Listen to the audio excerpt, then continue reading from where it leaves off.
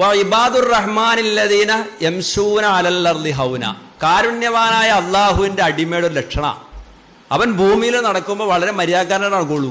Silencer കാശുണ്ടെന്ന് പറഞ്ഞ് silencer മാറ്റി പൊട്ടിച്ച് ആളുകളെ പേടിപ്പിച്ച്, നാവ് കൊണ്ട് പോലും എന്ത് പാടില്ല, വേറൊരാൾക്ക് ബുദ്ധിമുട്ടുണ്ടാക്കാൻ പാടില്ല ഒരു മുസ്ലിം.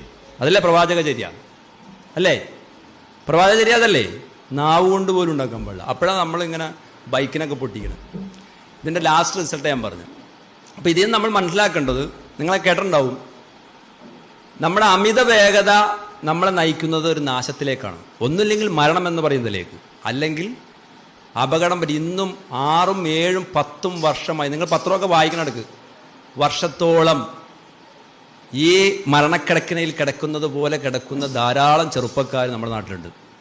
അതിന് കാരണം അവരുടെ മാത്രം കുറ്റമാണ് അമിത വേഗത. അതൊരു ആവേശമാണ്, അതൊരു ലഹരിയാണ്. അപ്പോൾ ആ ലഹരി നമ്മുടെ ജീവിതത്തിൽ നിന്ന് ഒഴിവാക്കണം. വണ്ടി ഓടിക്കുന്ന